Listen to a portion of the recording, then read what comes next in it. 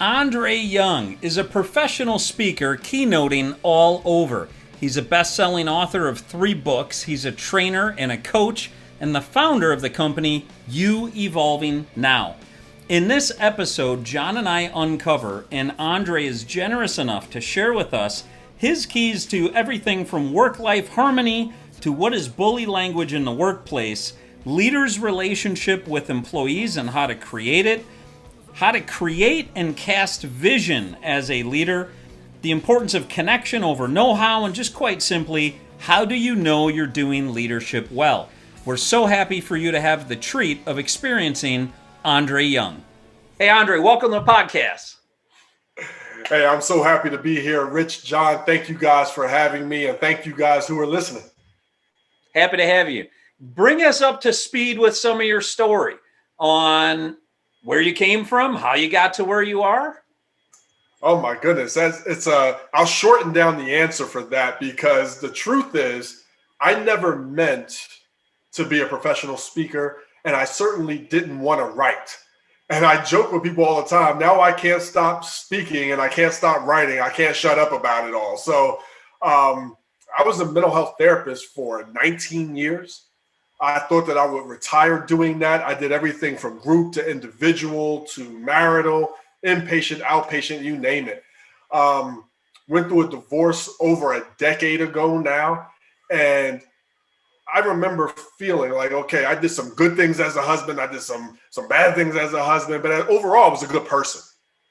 So I said I wanted to create an organization where men could come and be better and go home better and not just relieved. So long story short, started in my family room, in my living room, and it kept growing to the point where women wanted it, youth wanted it. It went on college campuses, university athletics. I had staff and all of this, and I was enjoying doing it. But the funny thing and the great thing, not at the time, is that it started to die. And it started to die because I was competing with people's busy. So I was attempting to get every single person.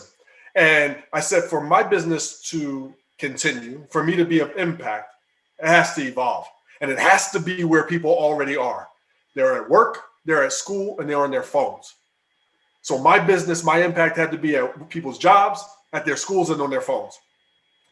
But when I started bringing it to organizations, at the time, I was very personal growth, personal leadership, and work-life harmony heavy. And I could see it, and they did say it, but they won't say it. They liked it, but weren't willing to bring it on and pay for it because they could meet their bottom line without it. And what I quickly understood is that organizations were looking for leadership. But at the time, I'm like, oh, I don't speak about leadership.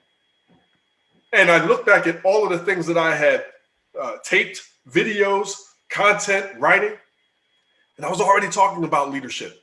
I just hadn't said the word leadership. And once I added the word, everything evolved and everything started going through that lens and then developing concepts based off of, me being a past employee, elevated to positions of leadership and managing before you know how to lead and all of the mistakes that go along with that.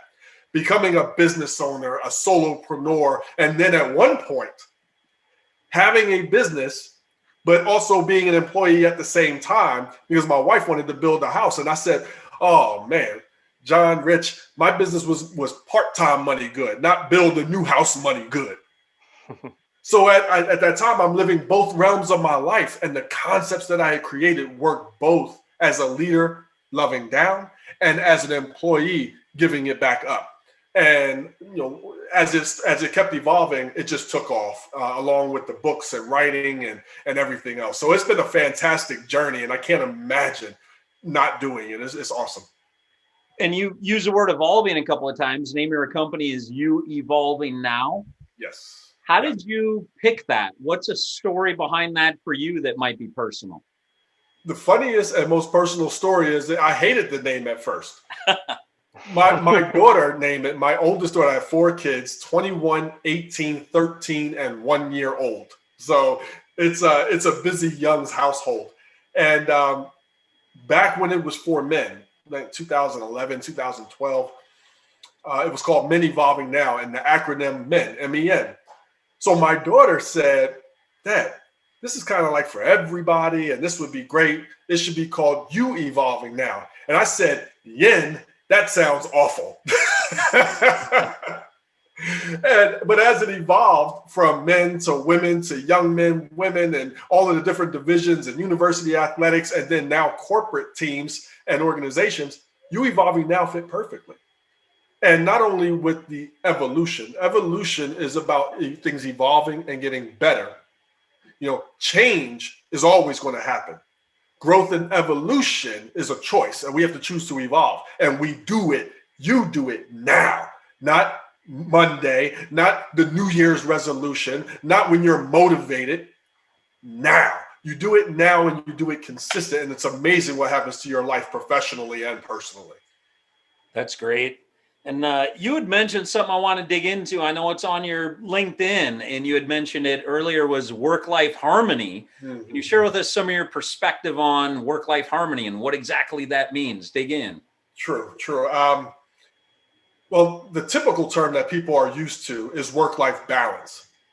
And when I first heard it, I cringed at it because seeking this work-life balance can cause more stress. If we need to have the perfect work-life balance, it would stress us all out. And first off, we live in America. You're going to work, so let's get over that. We're going to work. I believe that we could all have work-life harmony. Sometimes you're going to work more than you play. Sometimes you're going to play more than you work. We all have our families. We have our things. So let's not stress ourselves out trying to find this perfect balance. And even if you can get it, it's impossible to maintain it. Also, pre-COVID, and when people start to go back to the office in whatever fashion that looks like, the fact that you guys both have cell phones, correct? Oh, yeah. Yes. You and everybody around the planet. I tell organizations and leaders, the fact that we all carry cell phones means that our relationship, our husbands, our wives, our kids, our everything is now everywhere we are. So that whole leave home at home when you walk through the door at work, that's gone. You have people responding to 10 pages worth of hate text while trying to do their job because their relationship is going crazy and your pocket's blowing up. Hard to focus and be your best at work with that. Okay? You got your kids texting you. You got all of your life stuff happening right in your pocket. So the better that can be, the better you will be there. Now, contrastly, when people go home, when people shut down their laptop, the phone may not stop ringing, dinging, and chiming with all of this work stuff. And as an employee, once you answer it, even that first time, you've now given permission for that organization to invade in your time. If you don't, because I know bosses that say, I'm going to send it, but don't worry about responding to it. You don't have to respond to it. It doesn't wipe away the anxiety that employees and leaders feel about what am I missing? What am I walking into the next day? Am I not being a team player, or is this going to come back and bite me? And if A, B, and C have answered it and I didn't, what does that look like and mean for my future? So talking about work-life harmony and how to do that along with leadership, always tying the two together for organizations, for teams, leaders, employees, and more, so important, especially now more than it's ever been. If people are home, working remote, and each role that they play is so jammed in together more than it's ever been. John, you and I have talked about this before, the whole idea. We didn't use work-life harmony. We did talk about work-life balance. And we talked about just a perspective of balance becoming a perspective of time. Because in any given moment, you're actually out of balance. Right now, we're doing a podcast. We're not with our families. We're not being good dads or good husbands, right? We're out of balance right now. Right. Then when we're focused on our family, we're out of balance. We're not focused on business. And so balance becomes a perspective of time. You can only be out of balance for so long in a year or a period of years before life has a way of forcing balance on us with either a bad back or a bad knee, or people at home saying, I don't even know you anymore. Or life has a way of forcing balance on us in uncomfortable ways. One way or the other. Yeah, exactly. I would say, Rich, we talked about this to your point. I sure love harmony than out of balance. Yeah. So I'm going to go with Andres right now because I love the word harmony. And I also, I don't know where I had heard this before, but it truly is connected with me, and we talked about it before, Rich, is I seek work-life abundance. I want the most out of life. I want the most out of my professional career. And not because I want to work, not because I want the hard labor of work, but I enjoy working in stuff I'm passionate about, which then doesn't make me feel like, a hard labor, planting trees or, doing the hard stuff. I love building things. I love being passionate, and that drives me to be better in my personal life because I am passionate about something. I am creating something. So I like to use the word abundance, but I think abundance, harmony, I think logically speaking, what you're talking about, Rich, makes a lot of sense in terms of we're always out of balance a little bit, but it's a priority management piece, right? Because I would suggest that if my wife came running down the stairs right now to say my kid, got hit and is cut and we have to go to the hospital, I'd be like, hey, Rich, Andre, I'm sorry, but that's not my priority. I got to go take care of that. And you both would understand that. Right. And one cool thing that you said here that I connected with as a leader, and I don't know, Andre, if you speak to more individuals or leaders and what they can be doing, but one of the things I learned, to your point on sending emails on Saturday and Sunday to your employees. And to your point, I used to say exactly that. I'm sending you the email. You don't have to do anything with it. Yep. But there was an expectation within our organization that you respond within 24 hours, that you get an email back. And I didn't realize this stress. I can remember vividly the conversation I was having with our controller at the time. He's like, look, I'm going to respond to your email because now you've just lobbed it over to me. And I want to look responsive. I want to know that I'm with you. I got this. And one trigger that went off with me is I downloaded an app on Google called Boomerang. And what I learned was I could actually send an email now, but you don't get it until Monday morning at 8:30. And I started using that. And sure enough, this employee would come in Monday at 8:30, like ding, ding, ding. All the emails would come through. He knew that I was writing them over the weekend, but it changed his lifestyle over the weekend. So leaders need to take responsibility. In my mind, I'd be curious to hear your opinion, Andre. Whose responsibility is it to find work-life harmony? Is it solely the individual? Is it a company's responsibility? Is it a spouse's responsibility? Like, who owns that responsibility, and how can all those parties play into it? Wow, I have so many things that you said resonated with me. To start off by answering your question, and then some other things I like to share is, one, it's everybody's responsibility. I call it a leader's two-way street. Too many times, too much emphasis is put on the leader, whether it's an organization or team, in leading and dragging everybody forward. So as a leader, what is the vision and vision factors that you have for your success? What are some of the expectations, and what are some of the rules? When you talk about, when I do my Leader 7, and one of the languages, the 7 languages, is respect. And it is email etiquette. Not only when you send the email, scheduling when you send that email so it shows up in their inbox, and how you start and end your email. So as a leader, are we doing things to value our people? Are we clear with our vision and the vision factors, the expectations that we have for our people in the organization, and the rules? They don't need to be a lot, but there needs to be some. As the employee or the other people on the team, they have to have more skin in the game. Employees need more skin in the game.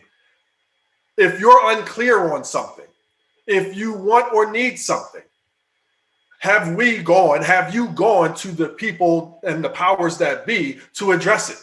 Now, how you address it matters. How we address it matters. So one of the things that I often talk with employees about is called the get great question. Okay, the get great question. And it implies your leadership. So it's not saying, hey, I deserve this, or I want this, or why don't I have this? It's saying, hey, I want to be great here.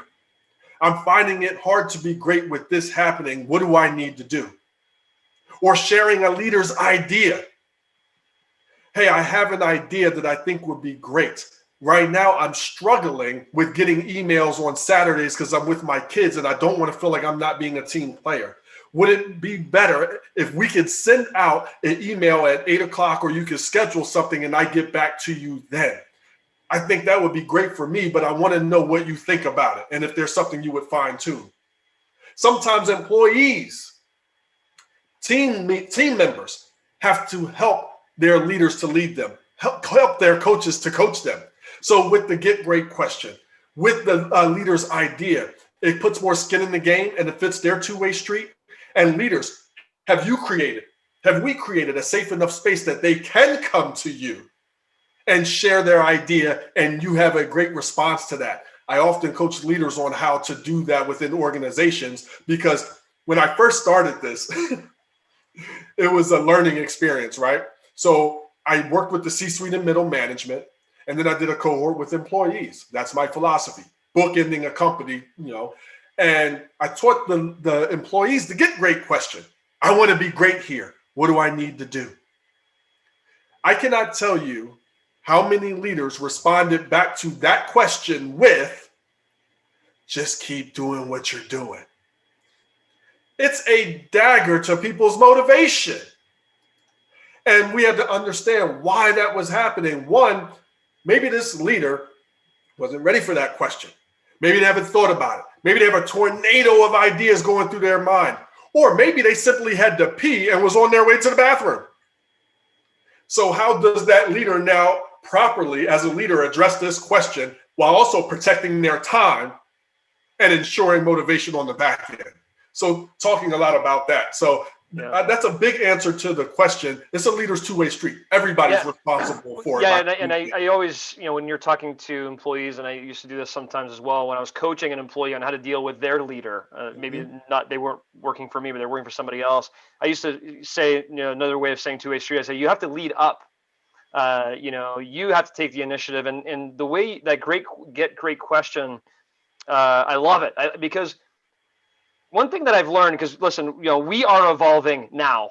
Rich and John are evolving right now, talking to you, Andre, and that's the reason why we're doing this podcast. Is hopefully people can listen to this and evolve themselves. And to your point, evolving is not just change; it's getting better. And I found that how you approach situations, conflicts, dilemmas, the questions you ask yourself or the questions you ask the individual, i.e. the get great question, how you approach things in life seems to be 90% of the battle. I'd love to hear your background on that from the mental health perspective and from the leadership perspective. Would you agree with that? Or maybe I'm exaggerating at 90%. Where would you draw that? I agree wholeheartedly. When I hear things that I don't want to hear, or maybe even offensive, or I could be frustrated by, because not everybody's going to have my same or your same as a leader or employee, have your same passion for something or have your same personality. My first thing is always, after my feeling, have your feeling, but your feeling can't guide it. Where are they right? Simply, where are they right? What are they right about? Typically people aren't the devil bursting out of the underbelly of society to ruin your day. They're emotional about something, but they also are right about something. What are they right about? What is it that they need most from you right now? And if it's reasonable, doable, and fair for who you are and what you want and what you're willing to give, you do it a little bit outside your comfort zone. Okay? And you make it happen. Now, one of my rules as a leader was this. I don't enjoy, so my expectation was positivity and be of impact. My rule, one of my 3 rules was this, and it was a big one, and so many organizations have adopted it. Please accompany your problem with a suggested solution. It helps your employees be able to lead better. It protects your time and your energy so you're not Mr. and Mrs. Fix-It all time. It allows them to start thinking of the bigger picture. And I say, look, one of 3 things is going to happen when you accompany your problem with a suggested solution. Number 1, we may go with it. And that's great. Good for you, good for me, good for us. 2, we may not go with it. And then we may collaborate ideas. Number 2, we may collaborate on ideas. Number 3, we may not go with it at all, but I'm always going to promise to tell you why. I want to share with you the bigger picture of why not. Because why would you know? How could they know the bigger picture? They're not sitting in your seat. They might not know all of the departments or different things that go along with it. So now the challenge is, can you now fit your idea inside this bigger picture? but they have to do it away from you. So it allows time for them to think, and you also still get to protect your time. Yep. So that's a big way of helping people to lead, not only themselves, but also you create leaders. And then that also impacts their work-life harmony because they feel like they matter. They're working on something. They're thinking bigger. They're learning more. Yeah, Andre, you talked about managing before leading, and it strikes me as you're bringing up this conversation on how someone approaches a problem as an example. Have the solution before bringing the problem forward so that you've thought about it as opposed to, hey, we have a problem. What do we do? Right? And I've found that one of the big differences between managing and leading is really never, as a leader, have the solution. Force the coachee, if you will, or the employee to think and come up with a solution themselves.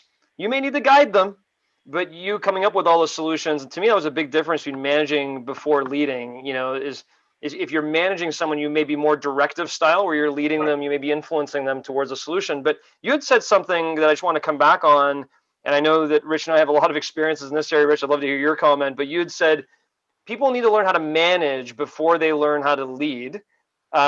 Because there's a lot of mistakes that you can make along the way. Can you elaborate more on what you meant by that?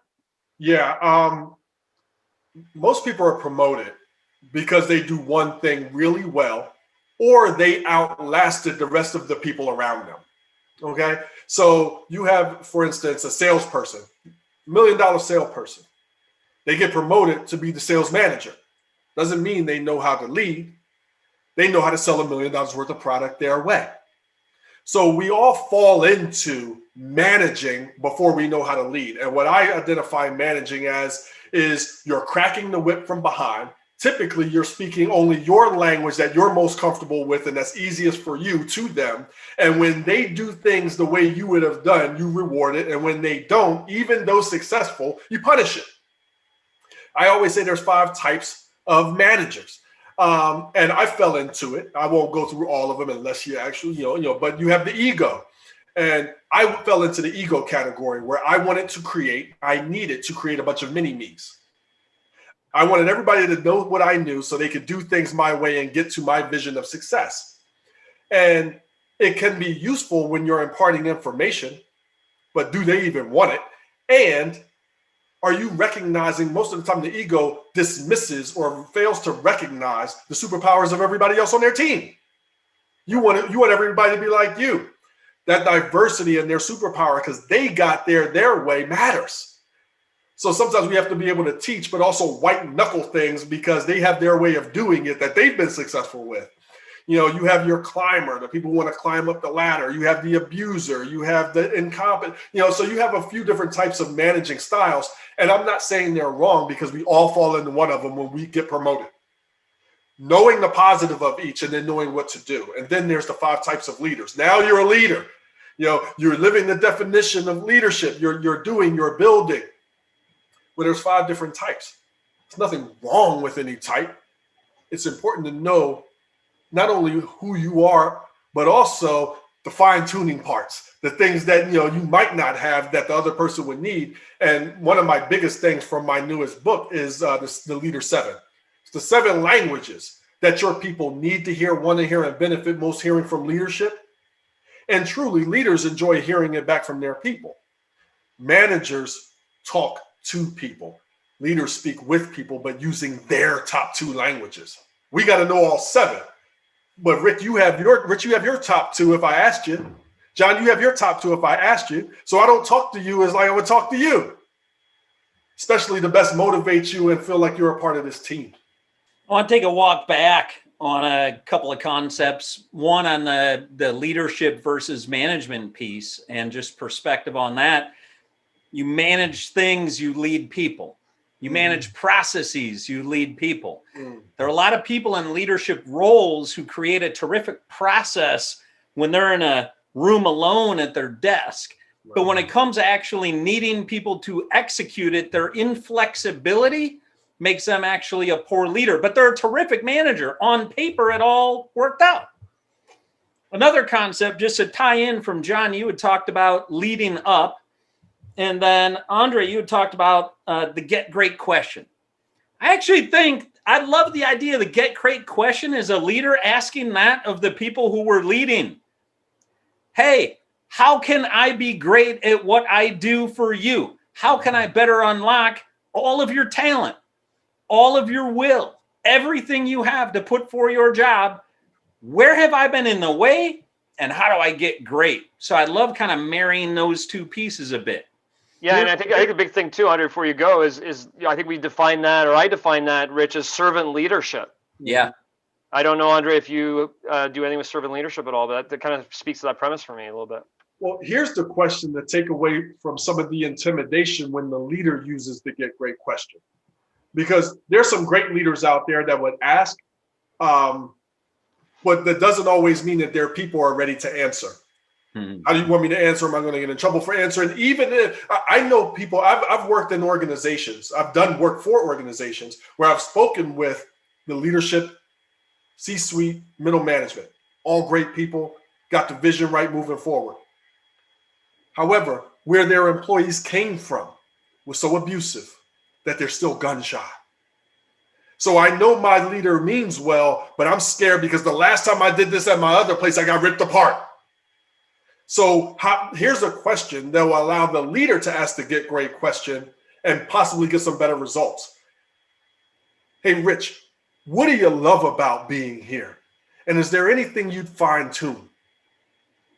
Answering a question in that order or as two different questions, starting with the positive. What do you enjoy about being here? What do you like about being here? People are going to say something. What would you fine tune? Fine tune suggests that things are already good. You want information to help make them better. So even when you share a leader's idea, hey, John, I have this idea. Do you got a second? This is what I like about it. What do you like about it? And what would you fine tune? The order to those questions are so important because once you get the answer, it makes only sense to move forward. Yeah, which comes back a little bit to that approach again, right? It's how you approach things. It's how you verbalize things that really, I think, is a majority of the process. And also the preface. I call it the world's best preface statement. When I'm sharing how to speak the languages in tough conversations, but also in the casual ones, the world's best preface statement batted me 1,000 in 20 years of therapy. And I've done therapy with so many awesome individuals, but also some scary moments and with people that were really struggling, whether it was with voices that were telling them to hurt me or other people or homicidal ideations and things like that. And I always started, and I hope organizations, leaders listening, start this way.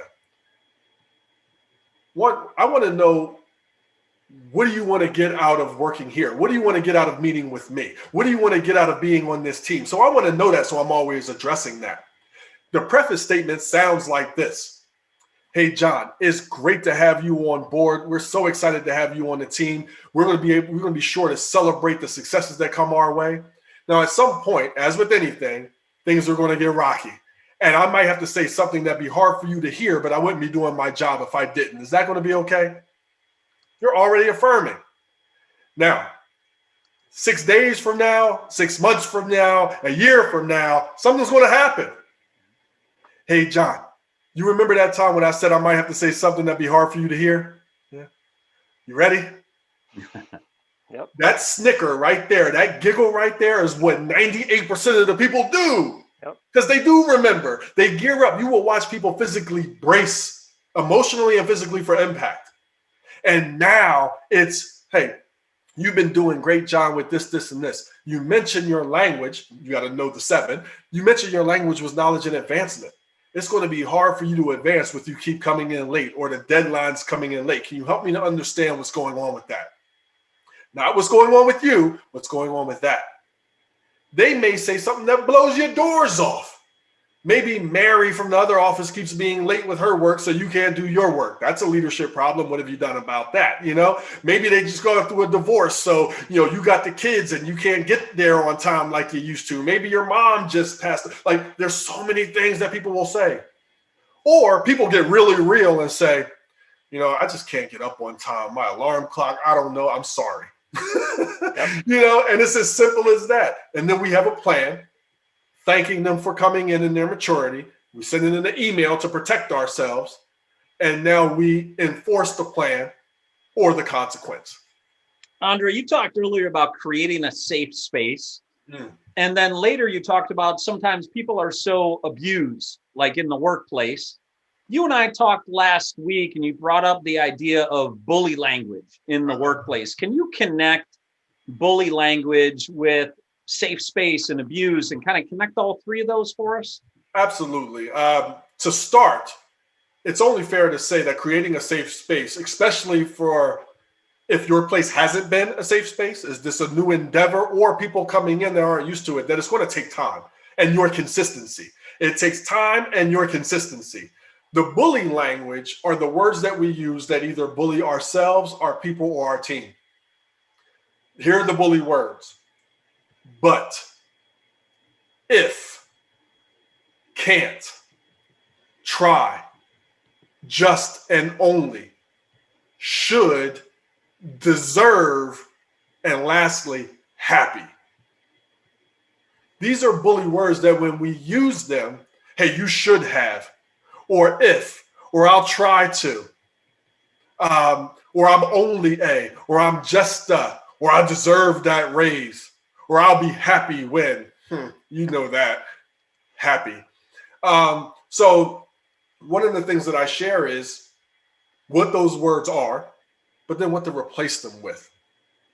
So I don't remember the order here that I just gave it. So if becomes when. My kids don't get to say if I go to the NFL. No, when I go to the NFL. Not if I get to it, when I get to it. It sets your mind and your ego and everything ready to win instead of setting up that cushion pad for failure if you don't get it done. All right, hey, Rich, you're going to have a party. Ask me to come to your party. I love parties. Andre, come on, man. Let's go to a party. You know what? I'm going to try to make it. Do you expect me to be there? No. Try. And when we say try, whether it's for our own dreams, goals, or whatever, or when we say try to our people, or can you imagine you asking somebody to do something that's working for you and they say they're going to try? It just, you don't believe it. Just like you didn't believe I was going to come to your party.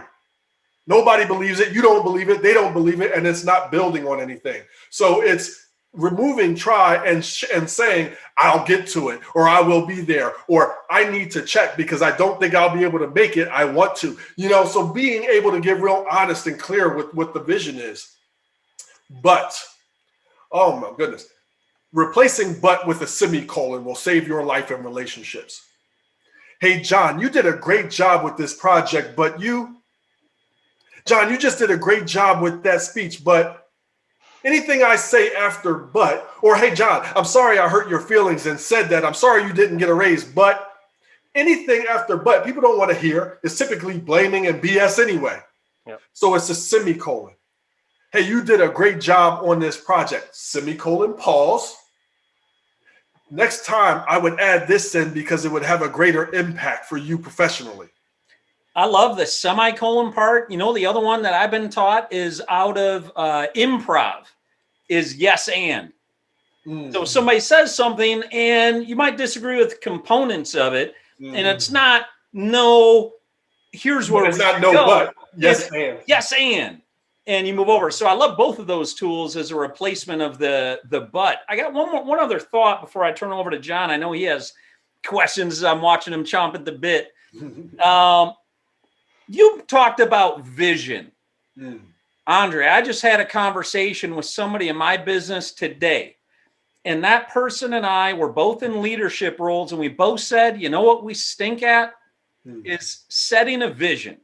We don't really know how to set a vision. Like, is a vision, we're going to go produce a lot of money. That's a vision. Is a vision like, it's going to be with this organizational chart and here's the growth?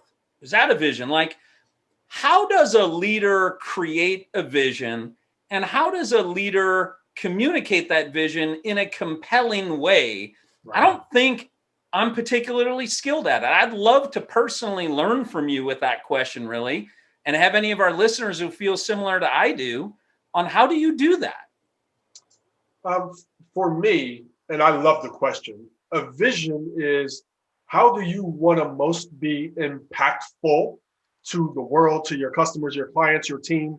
And how do you mix that, marry that with how do you want those same people to see you? So that's your vision. For instance, my vision is to be the best in the world in my space of leadership and work-life harmony. Becoming wealthy with ideas I've created in the company that I've created. That's my vision. Okay. However, too many people stop right there. So that's what I want to be impactful to the world, but that's also how I want the world to see me. It's a win-win. The problem is most people stop there. Having a vision is not enough. There are people homeless under bridges right now that have a vision for their life, have a vision for success. So what? It's not enough. So I call it the leaders 3. You have your vision. Part of the 1, you have your vision, but now what are the vision factors? What are the 3 to 5 things that you know when, not if, when you do them consistently, the vision takes care of itself. It has to come true. I don't walk around every day thinking about my vision. I walk around every day doing my vision factors, though. I have my vision on my mirror when I wake up, but I have my vision factors and things to do about those vision factors weekly on my board. Because you can get so busy being busy, you forget that other stuff. You forget the real stuff. So number 2 in the leaders 3 are the expectations. What are your expectations for your team, for your organization? For me, my expectation is to leave anybody I speak with, individually, a stranger, an organization, leaders, better than when I met them. Period. That's it. Maybe your expectation for your organization is to be positive. I know some organizations have no negativity, no gossiping. Maybe it is to make a bunch of money. I don't know. There's no wrong one, but have one. What's your expectation? And your people need to know it. Then what are the rules? I don't believe you need a lot of rules. I had 3 big ones. 1, be on time. Preferably be there before you were supposed to be there. Okay? Number 2, if we go back and forth and email more than 3-4 times, let's get on a call. Let's do a Zoom. Let's get face-to-face, eyeball to eyeball, ear to ear, and straighten this out. And last one, I already shared. Please accompany your problem with a solution. Having your leaders 3 completes your vision. But then you asked, how do you share it? Yes. There's a lot of different ways on how to do it. Whatever you do, it has to be consistent. It's not this one and done type of thing. It needs to be in your rhetoric, in your speech. So 1, getting your team together, whether it's a new team, existing team, and revealing, hey, this is the way we've been going. It's been good, but not where I want it to be, not where we can be. So we're resetting, and here's the leaders 3.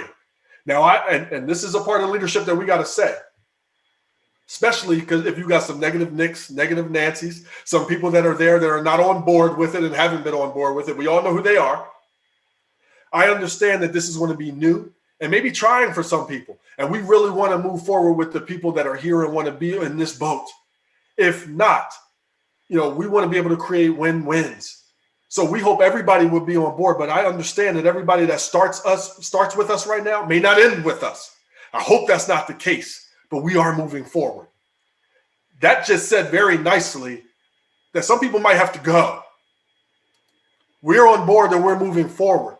Now we can always do that. Great question. We're going to be consistent in every meeting. Hey, reminding people, this is our vision. These are our vision factors.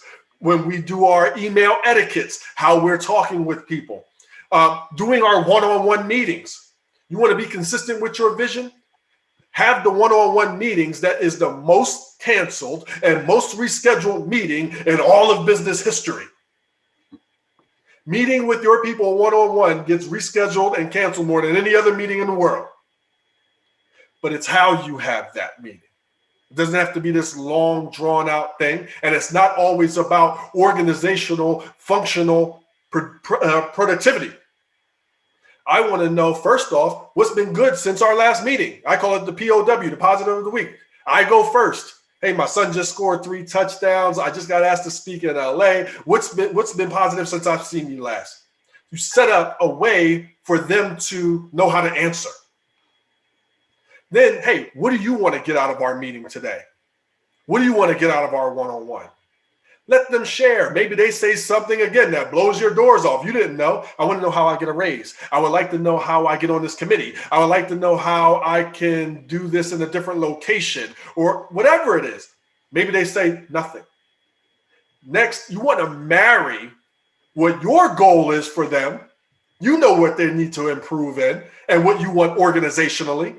Marry it with what they also said they wanted to get out of the meeting, creating a win-win. Then we develop a plan. Okay, so moving forward, you're going to do this, this, and this, and we're doing this, this, and this for the bigger picture. Great. And then lastly, most important, getting out of your one-on-one. What was your biggest takeaway from our meeting today? Let them say it. Whatever they say is going to be more true for them than you telling them what was great about it. Pre-COVID or back in the office after COVID, when people walk out of that meeting, they walk out with a better bop in their step because it's more true to them. You asked what they wanted. They said something that was good to them. They're ending it on a positive note, not, oh, I got to meet this number again, or I got to do this, or I just got, it's another evaluation just on a weekly basis. The other people in the organization are watching. And one of the best things that will happen that you will never see as a manager or as a leader is this conversation right here. And this is how I knew what I was doing was creating value. Employee A says to employee B, hey, have you had your meeting yet? Have you done your one-on-one? Or did you sit in that training yet? Oh, employee B says, I don't want to do that. That's going to be stupid. Employee A says, no. That's really good. It made a big difference for me and you should go. You can, that, and then it starts to trickle without you having to sell it. Mm-hmm. That's the win. But it requires that you know how to lead, but you're consistent with it. You know your leaders three and you speak it consistently. And also helping and speaking their language goes a long way. Knowing your seven, but knowing their top two. Yep. Andre, I think, one of the only three of us that does not have a psychology degree on this podcast today, right? And so a lot of what we're talking about is language and the power of language. And it's not as if you're not telling the employee that they shouldn't be late and they got to figure out the problem. It's how you approach it, how you language it. Coming from a deep psychology perspective, if entrepreneurs are listening to this, like myself, don't have a degree in psychology, what is going on? Like, why is priming the pump a certain way before you approach it without using buts or try or only or shoulds or the bully words? Why is the approach so important to the psyche from a medical perspective to prime it properly? One of the best things that I learned in being a therapist is that it's 80% connection, 20% your toolbox and actually know-how. And that's why a lot of therapists or people in the social services field, they can get all A's and they can know all of the practical application of techniques. However, if they can't connect with people, it doesn't matter. It doesn't matter. It's 80% connection to how you bond with a person that then allows you to be able to say the things that need to be said. Because some people would think what I'm saying is soft leadership. This is not soft. How many times have I said, but in a very nice way, this train might leave without you? It's not soft leadership, it's leadership. But it's making that connection first. It's having that empathy first. It's being human to human first. So when I once had a therapy session with a gang enforcer. He was the enforcer of a prominent gang. He was what you would label antisocial personality disorder. Extremely violent and liked it. And actually needed marijuana to de-escalate. And I've seen him on or off, and I'm like, please be on, because scary individual. However, no matter who sat in front of me, being able to have that connection in that first session or two was everything. We don't have to get to the problem and the misery or negativity right away.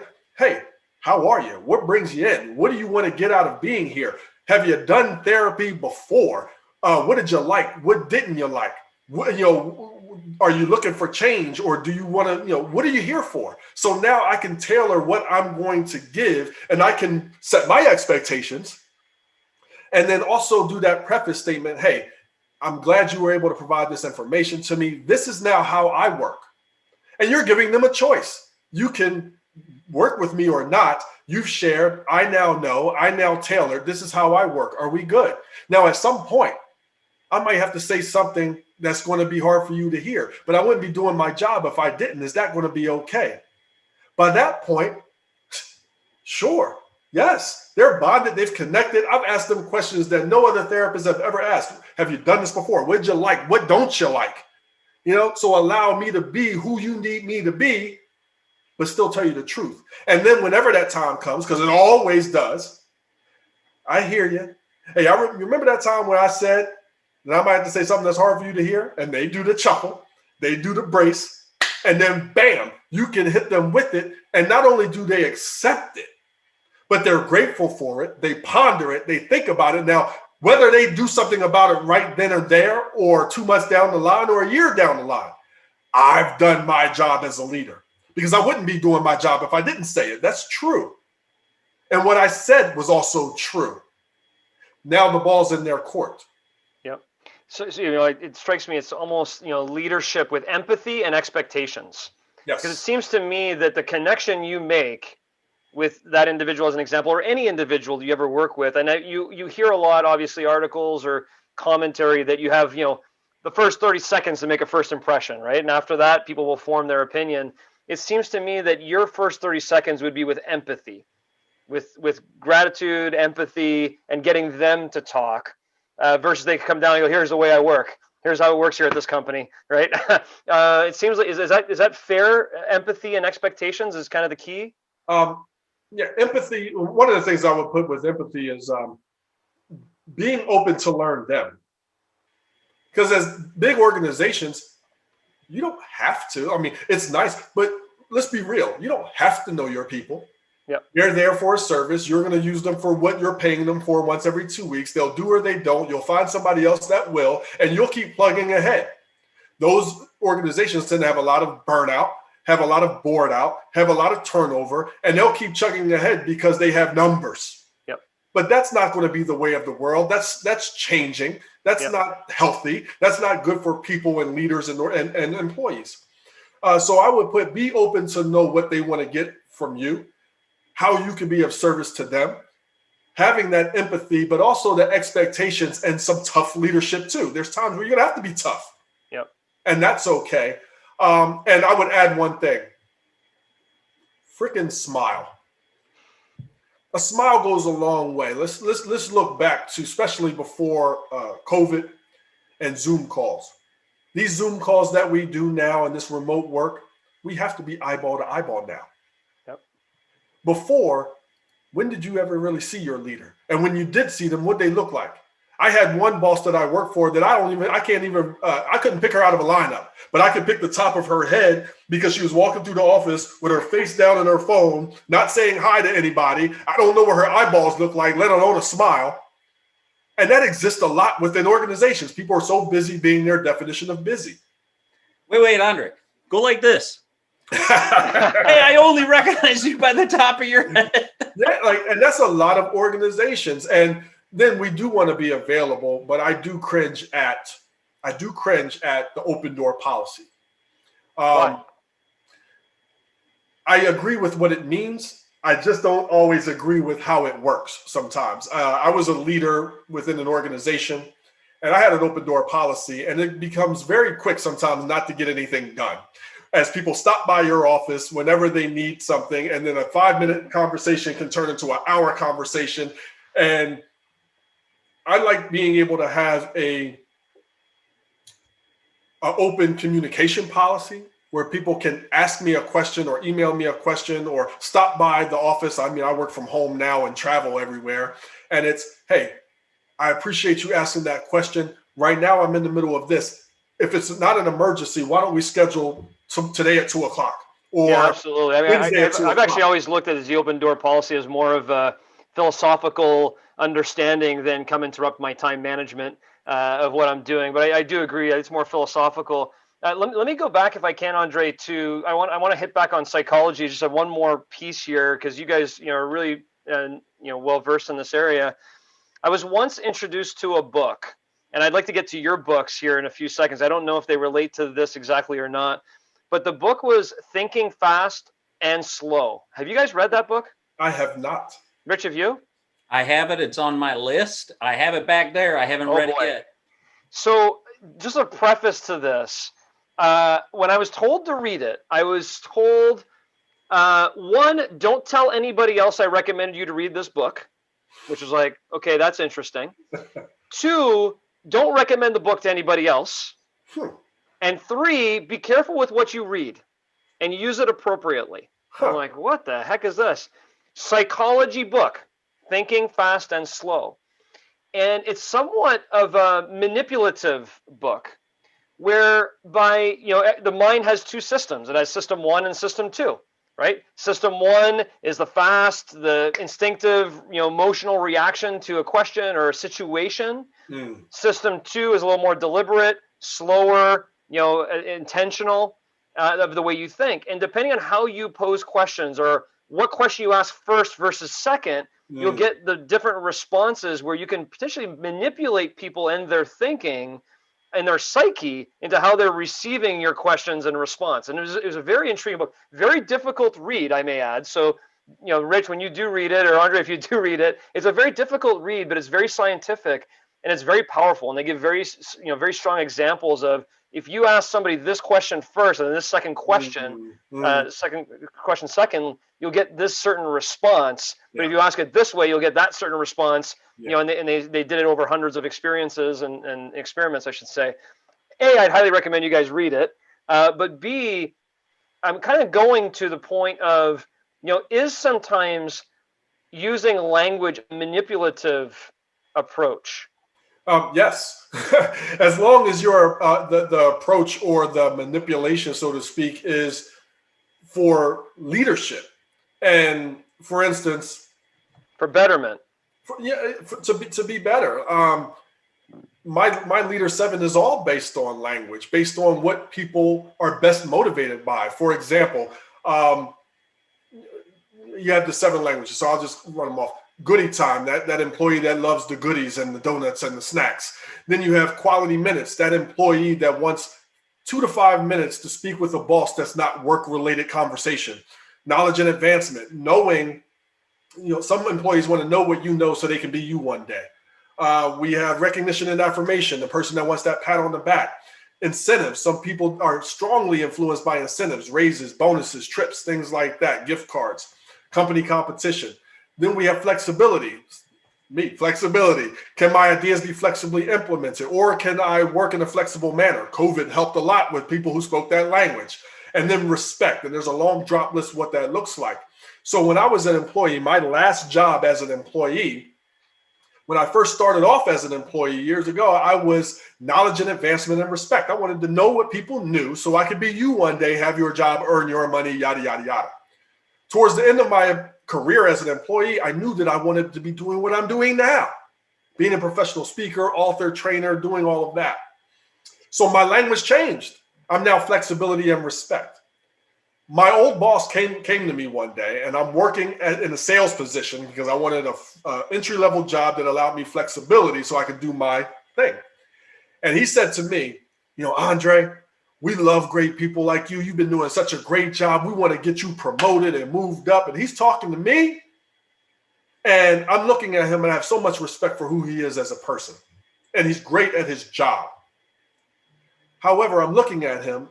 It's a Saturday afternoon. He's wearing a suit, standing in a retail store, talking to me while I'm missing my son's game. So if I do everything the way you want me to do, I can still be here 20 years from now, standing in a retail store, wearing a suit and missing my weekend life. No, thank you. He was speaking to me from knowledge and advancement, his language, or what he thought I wanted to hear. instead of knowing my language and manipulating me, if you want to use that word, with flexibility. Because if he knew that I was flexibility, he would have said, "Hey, Andre, we love to keep great people like you. What do you love about working here, or at least like about working here? And what would you fine tune?" And I would have been able to say, I love the schedule. I like that, I never know who's walking in the door. I like sales. I never thought that I really would. I enjoy the team. I enjoy the people. What I would fine tune is a more flexible schedule. We have rovers on Mars right now. I don't know why we can't get a floating schedule for the weekend at a retail store. Is there a way that I can see my kids' game and make up time on the back end? Something. Shoot, I leave and come back just so I can see it. We never had that conversation. Therefore, I quit. So using language, depending on why you're using that language, knowing what language best motivates somebody to impact the betterment of the team, it's priceless. I know what language my wife wants to hear. She's words of affirmation. You have the 5 love languages. My 7 don't work with, they don't interchange. Because one of the love languages is physical touch. I don't need my boss to rub my back. So it's not a crossover all the time, but I know my wife's language, and when I speak it, I get way more of what I want and need. Yeah. It's the same thing professionally. Yeah, I think it comes back to you evolving now. And if as a leader, you're looking at your team and helping them evolve now, and you're evolving now, and it's all meant for the right influence and the right direction for that person's desires and needs, I think using it is very appropriate, and I appreciate your response on that. Can you tell us a little bit about your books? Sure. My first book back in, I want to say, there it is. That's the new baby, the new edition. Yeah. So I have Evolve, which is a coffee table book, and that's a compilation of quotes and questions. My first content-based book, it was 7 Ways to Love, all about relationships. And then my newest book, just released on December 8th, 2020, is 7 Ways to Lead. And it's talking about how to evolve as a leader, professionally and personally, enhancing leadership and work-life harmony. So that's been just epic. And it really starts with the different ways. One, a leader's preparation. How do we prepare to be a leader? There's so many leaders going into it that may be insecure in a lot of ways. I remember meeting with a higher up in the company, and they just got promoted to senior vice president. And you would think, and so many employees think, leaders know everything or should know everything and have no feelings, like they're these robots. No, they're people. How do you prepare as a leader? Then how do you have a leader's confidence? How do you raise confidence? How do you have a leader's gratitude? Then what are the daily leadership things? Way 4, the daily leadership things that you do consistently to effectively lead a team. How do you do a leader's risk? How do you know how to take risk and when to take risk, and then what to do after success? A lot of people don't know what to do after success. And the first thing we got to do is take care of who and what's been taking care of you. Then we get into self-care. One of the things across the board that great leaders do, no matter in what organization or team, is they know how to take care of themselves. Okay? How do you do that? And because you have people, and I remember as a therapist, I did in-home, everywhere. I would go into these mansions sometimes, and these people have these top jobs and can be miserable at home. Top jobs, miserable at home, making all this money, but never home.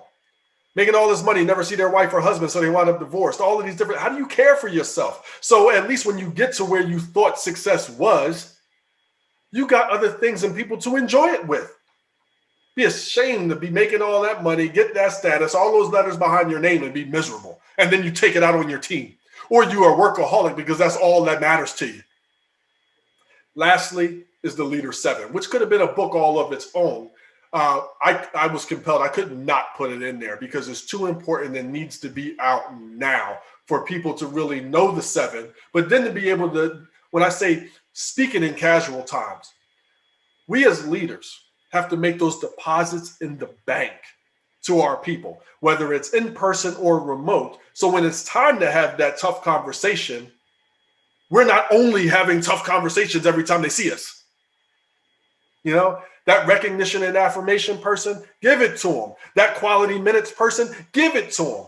But how do you do that? How do you do it?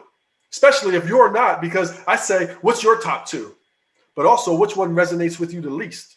I can't tell you how many leaders say their least favorite, the one that resonates the least, is quality minutes. But if you got 15, 20 people on your team that have circled quality minutes, So how do you make it easier for that leader to then go to that person? So I talk a lot about that in the trainings as well, how to do that. I'm looking forward to digging into it. I just got it a couple of days ago. I've already circled a few chapters I want to get into first and eat it up. John, you had talked about manipulation, and I took a training class at one point and have come to learn there's a one-word answer about the difference between manipulation and persuasion. One word. Can either of you guess it? Positivity? Intent. Intent. Intent. I love it. Yes. We'll marry them. Positive intent. There you go. That's a two-word answer now. It's intent. If your intent as a leader, you can use let me back up. You can use the exact same words and the exact same techniques or tools. But when it comes down to your intent, are you using them for the best interest of the person who you're influencing, or are you using them for your own best interest? Right. And there's a phrase that we use in our business that's you do leadership with people, not to people. If you don't feel like you can say to somebody, hey, Andre, here's what we're going to do. We're going to work together to try to get you more motivated. And I want to try to look for a few things that are really going to turn you on when you're in a room alone, that are really going to get you fired up. I want to do that with you. Are you in? You're working with them, right? And that is the intent, to work with that person. And that then would be persuasion.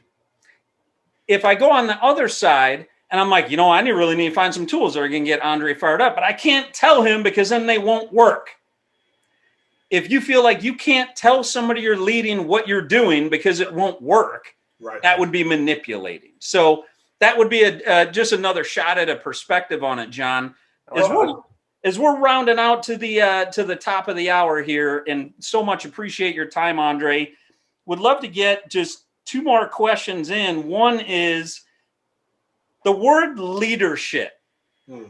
For people who are listening and want to ask the question, how do you know you're doing it well? Here's my answer. When I speak on stages at trainings, you're doing it well if you're doing these 5 things. I share 5 words that embody leadership. 1, influence, impact, protect, decide, and expectations. So are you being of influence? Are you positively influencing people towards the positive vision? The leaders 3. So are you positively influencing people? So when I came up with my definition of leadership, it is in 2 parts. 1 is personal leadership. How we show up to our work, to our team, to our relationships, to our life in a way that makes people want to follow us because they enjoy and respect how you are and who you are. The other part of the effective daily leadership skills and things to do. So are you influencing people by how you show up to them, to the conversation, to the office, etc.? I had one boss that walked in every day. I'm like, that's allowed?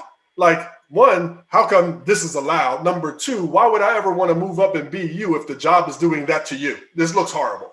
So how you show up. Number 2, of impact. I'm sure each of you guys can think of a boss, a coach, a mentor, whomever, that has made such an impact in your life by something they said, did, or showed you. Will you, as a leader, can you be that person for somebody 5 years, 10 years, 20 years from now? Impact. The other one is protect. This is a big word that often gets neglected when we talk about leadership. Sometimes we're going to have to protect our people from themselves and their bad habits. You know who's late. You know who's bad on deadlines. You know who's rough around the edges with communicating with other people, all of these things. So have you put boundaries and rules in place to protect people from themselves? Are you willing to have the tough conversation to uphold boundaries and expectations? The other part of protection comes in the form of sometimes we're going to have to protect people from us. our bad days, our bad habits. I need not have a meeting when I'm hangry. I am not the best person when I'm hungry and angry. Okay. Also, leaders, you know who's your yes people. And what I mean by that in the positive sense is the inspired and motivated on your teams. Those are the hungry people that tend to say yes and move forward with everything. We got to protect them from us because we tend to burn them out. And the last thing we should do or could do is burn out great people and they get so bitter that they leave, which is a problem, or they stay and they're bitter and that's a problem. Or we bore them out because we're so busy doing our job or taking everything or micromanaging that they have nothing to do and they get bored out and leave. Okay. The other part is decisions. I'm not talking about the decisions and the 1,000 decisions we have to make as leaders every day. I'm talking about the decision to arrive every day with what I talked about before. Head up, eyes up, smiling, doing your best at your craft. Know your craft. You're there. Know your craft. There's some bosses out there that don't know their craft or ship off their work to everybody else and then accept credit for it. Know your craft, do your best, and then be your best as a person. When you're being your best as a father, as a husband, a wife, a son, a daughter, all that stuff trickles in to work with you. Be your best. The last is expectations. And I came up with a quote, and John, you had said the word expectations before, and it stands out. And I said, look, a vision without expectations is just hope. And expectations without planning and consequences are merely suggestions. If you guys have kids, have you ever suggested that they do the dishes? Yeah, it didn't work too well. Don't work too well. So the things that we're talking about are not suggestions. These are expectations. And when those expectations aren't followed, we have to be willing to have these tough conversations. And it doesn't mean that it's always punitive. We go into these tough conversations inquisitively, and we want to learn as to, can you help me to understand what's going on with that? Why isn't this getting done? So I help to understand. And maybe it's a leadership problem on their end. We help with that. Maybe it's something that, hey, this is not something you're really good at. And I just came out with an article a couple weeks ago, and it's called A Leader's Let Go. And it's firing the two top people. And it's the potential, the people you can't wait to fulfill their potential, but they constantly have it. And sometimes you're high performers, because what they're doing to be high performers is just so negative and abusive to everybody else that it may be time for them to go. And it's all creating a win-win for the organization, for them, and for you. Andre, thank you for that. I feel like that's a perfect place to end on that crescendo on how do you know you're doing it well, and those 5 pieces. I'm so grateful for the generosity of wisdom that you provided John and myself and our viewers today. If our listeners or viewers on YouTube want to get more of you in this type of input, how would they do that? You can, my website, youevolvingnow.com. It's YOU evolvingnow.com. Also, I'm big on having a Zoom chat with people. It's one thing to view content. Please check out the videos and all of that. But it's another thing to have a conversation. So my email address is Andre, ANDRE, @youevolvingnow.com. And I'd love to be able to learn more about organizations that are out there and things that they need most. Because the other answer to your question, Rich, how you're doing leadership well, is are you marrying your superpower, what you want to do, your vision, with also meeting their deepest need? When you can do those things for your team, for your people, and you're moving forward towards your leaders 3, it's amazing. That's leadership. Love that. And you can tell you're a connection guy with 8,500 followers on LinkedIn, and you put your cell phone number right there on the description there, like you want to be connected with people. So anybody who wants a little bit more of Andre, that's a way to get them. Yeah, I love it. I appreciate you helping us evolve today, Andre. Oh, it's awesome. Thank you guys for having me. Thank you guys for listening. I hope you enjoy your day and your evolution as well. It's been a pleasure. Hope you enjoyed the episode as much as Rich and I did. Stay on board for a couple more minutes as Rich and I break down the podcast. You evolve now, Rich. I loved Andre's energy, enthusiasm, and specifically like sometimes we overcomplicate things as entrepreneurs, and the empathy, the language you use. You can set expectations, but the way you set them, the way you bring back conflict, it just strikes me that what I'm taking away personally from today is just a reevaluation of language I use when I'm talking to my kids, talking to my wife, talking to my team members or colleagues or partners. The language you use is so powerful. When you always hear it's not what you say, it's how you say it, right? Like that's not new, but Andre hit it in a little different way that did connect. And, the vision without expectations, just hope. Expectations without consequences is just a suggestion. I mean, that's not only leadership advice, it's parenting advice too. And it is an interesting parallel. It's a whole nother podcast we got to do sometime, is just the parallels between good leadership and good parenting. I find that it's certainly, I agree with you. It's a whole conversation in and of itself, because there are many leaders and companies that will set a good vision for their company, but they won't set the proper expectations. And if they do set the proper expectations, for many reasons, including fear or afraid of losing a good employee, or the top performing sales rep, you don't want to address the fact that you're not happy with certain areas. They don't address conflict and bring their expectations to light, and therefore they become suggestions and things start dwindling downhill. And I think it's an absolute great point. And he brings it all together in such an elegant, empathetic way that I would love to work for him based on that language. And I think that's the reason he's becoming so popular in terms of speaking with companies and employees, because he doesn't only speak to the managers or leaders, he actually speaks to the leadees, the employees, in terms of how you can also affect the language. You're not happy with something your boss did, maybe you can address it with your get great question. Right? How can I get great at doing this job for you? Help me along the way. If an employee came to me and said, how can I get great at this? Would love that. Right. I'm in. And Andre talked about his perspective on it was 80% connection and 20% know-how. And then he talked about you prioritize the connection over getting to the problem. I know when I was early in this business 12 years ago, I did that wrong. And I really went in trying to demonstrate competence to franchise owners that I was responsible to coach. And the whole time while I'm pressing the competence button, wanting to tell them, I can add value, I can help you grow to the next level. And I was a new guy wanting to demonstrate competence. I was violating connection and common sense of purpose about really understanding who they were. And he talked about learn them first. And I think that's so key as a leader, particularly in new relationships, is to learn the other person first before we expect them to learn us.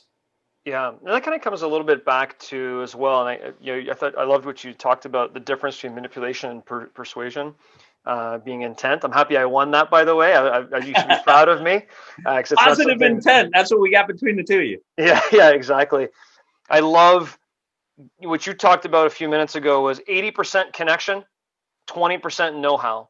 And if you, as a leader, don't connect with your people individually, you don't know how to lead them. Even if you have the know-how in your head on the specific, curriculum or intent you're trying to train them on or lead them to. So I love the fact that connection was a big piece today. And well, the other one that we've heard, you and I got taught from, I think, Jeff Levitan, was the quote, people don't care how much you know until they know how much you care. Yep. In prioritizing connection.